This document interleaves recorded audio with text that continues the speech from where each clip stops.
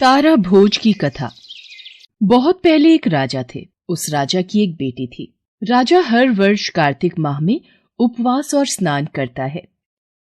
एक बार उसकी बेटी ने अपने पिताजी से कहा, पिताजी, इस बार कार्तिक स्नान में हम लोग तारा भोज का व्रत करेंगे। राजा ने राजकुमारी की बात मान ली। राजकुमारी ने पूरी श्रद्धा से तारा भोज का व्रत रखा। जब कार्तिक मास पूरा होने को आया, राजकुमारी ने राजा से कहा, पिताजी, हमने तारा भोज किया है, इसलिए अब 9 लाख चांदी के तारों का दान करूंगी। राजा ने उसकी बात मान ली। उन्होंने उसी समय सुनार को बुलाकर कहा, राजकुमार ने कार्तिक माह में तारा पूजन किया है, उसके लिए 9 लाख तारे बनाकर दो, वो उन तारों का दान करेगी। सुनार ने राजा को हाँ तो कर दी, पर घर आकर वह बहुत चिंता में पड़ गया। उसकी पत्नी ने उसे चिंतित देखकर कारण पूछा। तब सुनार ने जवाब दिया, राजा ने मुझे 9 लाख तारे बनाने को कहा है। इतनी जल्दी इतने तारे बनाकर कैसे दूंगा? मुझे तो तारे बनाने भी नहीं आते। सुनार की पत्नी बोली, इसमें सोचने की क्या बात है? चांदी का गोल पतरा बनाकर उसमें गोल छोटे छोटे टुकड़े काट देना, छोटे छोटे तारे राजा को दे देना। सुनार ने अपनी पत्नी की बात मानकर तारे बनाकर राजा को दे दिए। राजकुमारी ने 9 लाख तारों का दान कर दिया। इस दान को देखकर भगवान का सिंहासन डगमगाने लगा। हरि ने अपने दूतों से कहा, जाओ और देखो कौन धर्मात्मा मेरे नाम पर टिका हुआ है। दूतों ने धरती पर जाकर देखा कि एक राजकुमारी चांदी के तारों का दान कर रही है। वह हरि के पास जाकर बोले, राजकुमारी बड़े नियम से तारा पूजन कर रही है। भगवान विष्णु ने उन्हें राजकुमारी को लाने का आदेश दिया। दूत राजकुमारी से जाकर बोले, भगवान ने तुम्हें बैकुंठ धाम बुलाया है। राजकुमारी आसानी से जाने को तैयार नहीं हुई। वह बोली, जिन लोगों ने तारा पूजन में मेरी सहायता की है, मैं उन सबको साथ लेकर जाऊंगी। दूत एक बड़ा विमान लेकर आए और सबको साथ लेकर चले। यह देखकर राजकुमारी के मन में अभिमान का भाव आ गया। उसने सोचा, मेरे तारा भोज करने से सबको बैकुंठ की प्राप्ति हो रही है। उसके अभिमान को देखकर दूतों ने उसे विमान से उतार दिया और बोले, तुम्हें अभिमान हो गया है, इसलिए तुम अब बैकुंठ धाम नहीं जा सकती। बाकी लोगों को लेकर दूत बैकुंठ पहुंच गए। भगवान ने पूछा, इसमें से तारा भोज करने वाला कौन है? दूतों ने कहा, जिसने तारा भोज किया था उसे अभिमान हो गया है, इसलिए हम उसे धरती पर छोड़ आए हैं। जिन लोगों ने कार्तिक व्रत में उसकी सहायता की थी, उन्हें हम यहाँ ले आए हैं। राजकुमारी ने हरि से क्षमा याचना की। भगवान हरि ने कहा, अभिमान के कारण तुम्हें अच्छे कर्मों का फल नहीं मिला। तुम फिर श्रद्धा पूर्वक तारा भोज करो, कार्तिक स्नान करो, तब तुम्हें वैकुंठ की प्राप्ति होगी। राजकुमारी ने फिर से श्रद्धा पूर्वक कार्तिक स्नान और तारा भोज व्रत किया। हरि के दूत आए और उसे लेकर बैकुंठ धाम चले गए। हे विष्णु भगवान, तुमने जैसा राजकुमारी के साथ पहले किया, वैसा किसी के साथ न करना। जैसे बाद में उस पर कृपा की, वैसे ही सब पर कृपा बनाए रखना।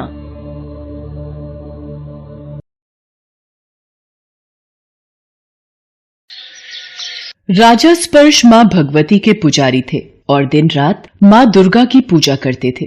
परंतु उनकी जिंदगी में जो सबसे बड़ी कमी थी कि उनकी कोई संतान नहीं थी। वो दिन रात माँ भगवती से संतान प्राप्ति की विनती करते थे। एक रात माँ दुर्गा ने राजा को स्वप्न में दर्शन दिए। मैं तुम्हारी भक्ति से बेहद प्रसन्न हूँ। मैं तुम्हें वरदान देती हूँ, तुम्हारे घर 2 कन्याओं का जन्म होगा। माँ के वरदान के अनुसार कुछ समय बाद राजा स्पर्श के यहाँ एक कन्या ने जन्म लिया। सेनापति, ज्योतिषियों को बुलाकर हमारी कन्या की कुंडली बनवाई जाए। महाराज, ये कन्या साक्षात देवी का रूप है। ये कन्या भी आपकी ही तरह माँ भगवती की पुजारिन होगी और ये कन्या तारा नाम से जगत में प्रसिद्ध होगी। तारा के जन्म के कुछ समय पश्चात राजा स्पर्श के घर एक और कन्या ने जन्म लिया, परंतु उसके जन्म से पंडित व ज्योतिष उदास हो गए। क्या हुआ? आप सब महानुभाव कुंडली देखकर उदास क्यों हो गए? हे राजन, ये कन्या आपके लिए शुभ नहीं है। आपकी दोनों कन्याएं पूर्व जन्म में देवराज इंद्र के दरबार की अप्सराएं थीं। दोनों अप्सराएं पृथ्वी लोक पर भ्रमण के लिए आईं और मनुष्य रूप में रहने लगीं। बड़ी बहन का नाम तारा और छोटी बहन का नाम रुक्मणी था। एक दिन एकादशी का व्रत था। तारा ने अपनी छोटी बहन रुक्मण से कहा, रुक्मण, आज एकादशी का व्रत है, अतः तुम जाकर बाजार से कुछ फल ले आओ। रुक्मण बाजार चली जाती है। अरे वाह, मछली के पकौड़े, कुछ पैसों के पकौड़े खा लेती हूँ। क्या बात है रुक्मण, तुम फल नहीं खाओगी? नहीं, वो मैंने बाजार में मछली के पकौड़े खा लिए।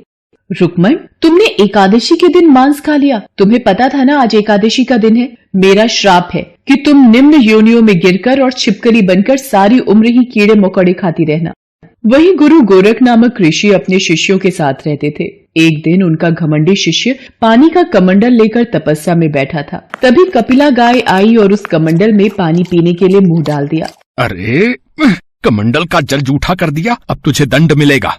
शिष्य ने गाय को बुरी तरह चिमटे से मारा। गाय लहूलुहान होकर पूरी तरह से घायल हो गई। मूर्ख, तूने गौ माता पर हाथ उठाया। मेरे आश्रम में तुम जैसे अपराधी के लिए कोई जगह नहीं। निकल जाओ मेरे आश्रम से। शिष्यों, इस मूर्ख के द्वारा गौ माता पर किए गए पाप से छुटकारा पाने के लिए हमें यज्ञ करना होगा। अच्छा, गुरु गोरख, यज्ञ करेंगे? मैं अपने अपमान का बदला इसी यज्ञ में लूंगा। यज्ञ शुरू हो गया और उस घमंडी शिष्य ने पक्षी का रूप धारण किया और अपनी चोंच में सांप लेकर प्रसाद में फेंक दिया। जब पक्षी सांप को भंडारे में फेंक रहा था, तब दीवार पर चिपकी एक छिपकली देख रही थी। ये छिपकली और कोई नहीं, पिछले जन्म में तारा देवी की छोटी बहन रुक्मण थी। अरे ये क्या, खीर की कढ़ाई में तो छिपकली गिर गई। पता नहीं, मनहूस छिपकली को प्रसाद में ही गिरना था। चलो प्रसाद की कढ़ाई को खाली कर देते हैं। अरे ये क्या, प्रसाद में मरा हुआ सांप। इस छिपकली ने अपने प्राण देकर हम सबके प्राणों की रक्षा की है। हम प्रार्थना करते हैं कि इस जन्म में अच्छे कर्म के कारण इस छिपकली को सब योनियों में उत्तम मनुष्य का जन्म प्राप्त हो। इसी तरह मुनियों के आशीर्वाद से छिपकली बनी रुक्मण को राजा स्पर्श के घर नया जन्म प्राप्त हुआ। ज्योतिषियों ने राजा स्पर्श को बताया कि ये कन्या शुभ नहीं है। राजा स्पर्श ने उपाय पूछा। राजन, आप इस कन्या को एक लकड़ी के संदूक में बंद करके ऊपर से सोना चांदी आदि जड़वा दें और उसको नदी में प्रवाहित कर दें। सबके परामर्श पर राजा स्पर्श ने कन्या को सोने चांदी जड़ित लकड़ी के संदूक में बंद करके नदी में बहा दिया। वो संदूक नदी में बहता हुआ काशी के समीप दीनू नाम के एक सफाई कर्मचारी को दिखाई दिया। अरे, नदी में ये संदूक कैसा? इसमें तो सोने चांदी के जवाहरात के साथ ये छोटी सी कन्या है। मैं इस कन्या को यहाँ अकेला छोड़कर भी नहीं जा सकता। मैं इसे घर ले जाता हूँ। भाग्यवान, ये लो, हमारी कोई संतान नहीं है। माँ शेरावाली ने तुम्हारी सूनी गोद भर दी। कन्या को गोद में लेकर दीनू की पत्नी अम्बा बहुत खुश हो जाती है। वे कन्या का नाम रुक्को रखते हैं। उधर राजकुमारी तारा महल में बड़ी होने लगी और इधर रुक्को भी बड़ी हो रही थी। रानी तारा का विवाह महाराजा हरिश्चंद्र से होता है। उधर रुक्को का भी ब्याह हो जाता है। किस्मत से रुक्को की सास महाराजा हरिश्चंद्र के घर सफाई आदि का काम किया करती थी। एक दिन, रुक्को, पता नहीं आज मेरी तबीयत कुछ ठीक नहीं है। माँ जी, आज आप आराम करो, मैं आपकी जगह महल चली जाती हूँ। रुक्को महल में काम करने चली जाती है। तारामती ने जब रुक्को को देखा, अरे ये तो मेरी पिछले जन्म की बहन रुक्मण है। रुक्को, इधर आओ। रुक्को, तुम पूर्व जन्म में मेरी सगी बहन थी। एकादशी का व्रत भंग करने के कारण तुम्हें छिपकली की योनि में जाना पड़ा। तुमने अपने अच्छे कर्मों से मनुष्य की योनि पाई है।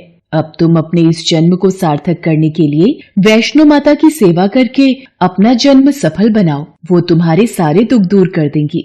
अपनी बहन को समक्ष देखकर आज मैं बहुत प्रसन्न हूँ। बहन, मैं किस प्रकार माँ वैष्णो देवी की पूजा करूँ, कृपया मुझे बताओ। रुक्को बहन, वैष्णो माता सब मनोरथों को पूरा करने वाली हैं। जो लोग सच्चे मन से श्रद्धा पूर्वक माता का पूजन और जागरण करते हैं, उनकी सभी मनोकामनाएं पूर्ण होती हैं। तुम माता की जागरण कराने की मन्नत लो। ठीक है, मैं मन्नत लेती हूँ। यदि माता की कृपा से मुझे पुत्र प्राप्त हुआ तो मैं माता का पूजन व जागरण करवाऊंगी। माता ने रुक्को की प्रार्थना स्वीकार कर ली और 9 मास के बाद रुक्को एक अत्यंत सुंदर बालक को जन्म देती है। रुक्को माँ वैष्णो देवी का पूजन व जागरण करवाने की मन्नत भूल जाती है। जब उसका बालक 5 वर्ष का हुआ तो उसे माता निकल आई। रुक्को घबराकर अपनी बहन तारा के पास जाती है। तारा बहन, मेरे पुत्र को माता निकल आई है, मैं क्या करूं? रुक्को, माता के पूजन में कोई भूल तो नहीं करी? तुमने कोई मन्नत मानी हो, वो याद करो। रुक्को को 6 वर्ष पहले जागरण की मन्नत याद आ गई। रुक्को ने माँ जगदम्बा को याद किया। उनकी कृपा से उसका पुत्र दूसरे दिन ठीक हो गया। रुक्को मंदिर गई और पंडित जी, मुझे अपने घर माता का जागरण कराना है। रुको, हम तुम्हारा जागरण मंदिर में ही करवा देंगे। हम एक पंडित होकर तुम्हारे घर भला कैसे आ सकते हैं, इसलिए हम तुम्हारे घर आकर देवी माँ का जागरण नहीं कर सकते। पंडित जी, माता के दरबार में ऊंच नीच नहीं होती, वो अपने भक्तों को एक ही दृष्टि से कृपा देती हैं। यदि तुम्हारे जागरण में महारानी तारा स्वयं आएंगी, तब हम तुम्हारे घर आकर जागरण अवश्य करेंगे। बहन तारा, पंडित जी कहते हैं यदि तुम मेरे घर जागरण में सम्मिलित होगी तभी वो जागरण करने आएंगे। ठीक है रुको बहन, मैं तुम्हारे घर जागरण में जरूर आऊंगी। महारानी तारा के जागरण में सम्मिलित होने की बात सेन नाई ने सुन ली और महाराजा हरिश्चंद्र को बताने चला गया। महाराज, छोटा मुंह बड़ी बात लगेगी, पर मैंने अपने कानों से सुना है। ये तुम क्या कह रहे हो? महारानी तारा महल में काम करने वाली एक सेविका के घर जागरण में जा रही हैं। मुझे सच जानना ही होगा। राजा को नींद न आए इसलिए वो अपने अंगूठे को तलवार से चीरा दे देता है। अंगूठे की चोट के दर्द से महाराज सो नहीं पा रहे। हे माँ वैष्णो देवी, महाराज को नींद आ जाए ताकि मैं जागरण में जा सकूं। माँ वैष्णो देवी की कृपा से राजा को नींद आ जाती है। रानी तारा रुक्को के घर जागरण में जाती है, पर राजा की नींद खुल जाती है और राजा वापसी में रानी का रास्ता रोक लेता है। मैंने अपनी आंखों से देखा है, तेरी झोली में मांस के टुकड़े हैं। दिखा रानी, मुझे दिखा। तूने एक गरीब के घर का प्रसाद खाया है। रानी तारा अपनी झोली खोलती है। झोली में फूल, पान, सुपारी, मिश्री, मेवा। ये चमत्कार देख राजा रानी से कहता है, मुझे इस चमत्कार को सिद्ध कर रानी, तेरी माँ की शक्ति दिखा। महाराज, मेरी माँ की शक्ति बिन अग्नि ये जलती ज्वालामाई, और देखनी है माँ की शक्ति तो हे राजन, अपने किसी प्रिय को खोना होगा। अपने प्रिय नीले घोड़े और अपने इकलौते पुत्र की बलि माँ के चरणों में अर्पित करो राजा। राजा को तो माता की शक्ति देखनी थी, उसको फितूर सवार था। राजा ने अपने नीले घोड़े और प्रिय पुत्र का सिर धड़ से अलग कर दिया। अब 5 थालों में घोड़े और पुत्र के मांस का प्रसाद परोस दो राजा। राजा आंसुओं से भरे नेत्रों से जैसा जैसा महारानी तारा कहती वैसे वैसे करता गया। राजा, इस प्रसाद को खाओ। जैसे ही राजा अपने पुत्र के कटे मांस को मुंह में लेता है, निवाला हलवा पूरी चने बन जाते हैं। माँ भगवती, अपना चमत्कार दिखाओ। जय माँ भगवती। महाराज, एक बार जय माता दी बोलकर अपने पुत्र के पास जाओ, वो सो रहा होगा। राजा महल में जाता है। वहाँ पुत्र पलंग पर सोया होता है। राजा की आंखों में आंसू आ जाते हैं। तभी उसे अपने घोड़े की भी आवाज आती है। वो देखता है उसका घोड़ा घास खा रहा है। राजा हरिश्चंद्र माँ भगवती के चरणों में शीश झुका देता है। राजा हरिश्चंद्र की प्रार्थना सुनकर माँ भगवती विराट रूप में महाराजा हरिश्चंद्र और महारानी तारा को दर्शन देती हैं और उन्हें आजीवन सुखी रहने का आशीर्वाद देकर अंतर्ध्यान हो जाती हैं। रुक्मण के भी सारे पाप क्षमा हो जाते हैं और उसे मोक्ष की प्राप्ति होती है। शास्त्रों में कहा गया है कि तारा रानी की कथा के बिना कोई भी जागरण संपूर्ण नहीं होता। जय माता दी।